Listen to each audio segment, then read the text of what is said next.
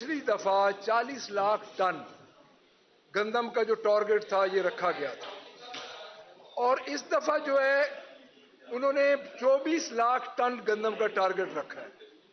सबसे पहली बात यह है कि आप ये देखें कि जो सितंबर जो 2023 से इन्होंने ईसीसी का, मैं ये समझता हूं कि जो फैसला है वो इसी गवर्नमेंट का है, क्योंकि ये गवर्नमेंट हर उस चीज पे मुत्तफिक थी सूबाई गवर्नमेंट के साथ जिसमें पाकिस्तान तहरीक इंसाफ को इन्होंने दबाने की कोशिश की।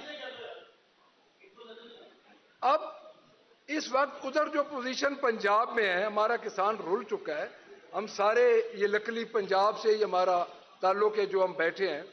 इस वक्त उधर जो ग्राउंड पे है वो तकरीबन 2200 से 2500 रुपया पर 40 किलोग्राम उधर इस वक्त गंदम किसान बेच रहा है।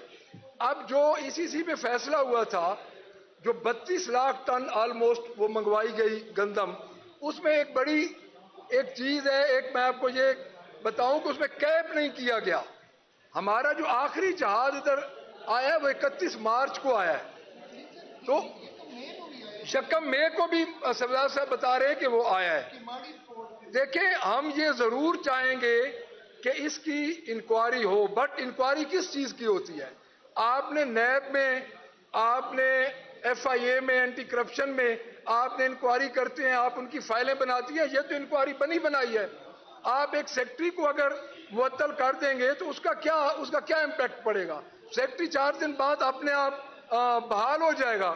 देखिए, बात है सीधी सी, हमारे रिप्रेजेंटेटिव को, हमारे लीडर्स को, हमारे वर्कर्स को इन्होंने पकड़ने में, ये वफाकी गवर्नमेंट और सूबाई गवर्नमेंट दोनों जो पंजाब की थी, जो so called care taker government थी, लेकिन मैं समझता हूं कि आफ्टर 9 अप्रैल जो एक टेक ओवर हुआ था हमारी इलेक्टेड गवर्नमेंट पे, उसके बाद ये एक तसलसल है उसी गवर्नमेंट का आज दिन तक।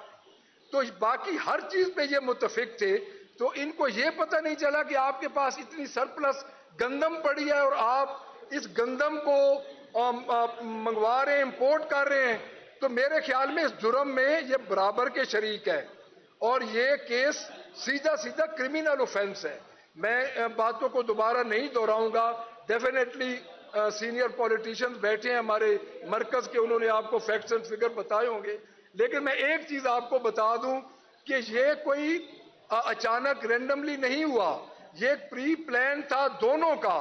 मैंने कल भी अपने टीवी प्रोग्राम में ये मुतालबा किया है कि ये सीधा सीधा नैब का केस है और उसके बाद इसमें 2 बंदे मेन जिम्मेदार हैं। पंजाब में नकवी साहब जिम्मेदार हैं, जिसको एक ही काम दिया गया था कि आप जाएं पंजाब में और जितने पंजाब के पाकिस्तान तहरीक इंसाफ के रिप्रेजेंटेटिव हैं उनके घरों में जाएं, चादर और 4 दीवारी को पामाल करें।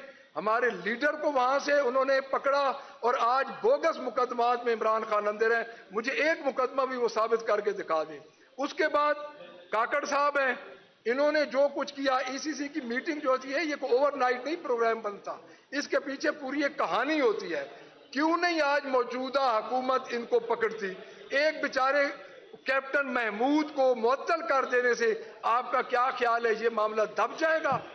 पूरा पंजाब 12 तारीख को पूरा पंजाब खड़ा होगा और जो मुल्तान से साउथ से एक लहर उठ रही है किसानों की, पाकिस्तान तहरीक इंसाफ पंजाब और पाकिस्तान तहरीक इंसाफ जो पूरी पाकिस्तान की तहरीक इंसाफ है वो उन किसानों के साथ खड़ी है। हम इंशाअल्लाह शाना बचाना करेंगे। Thank you.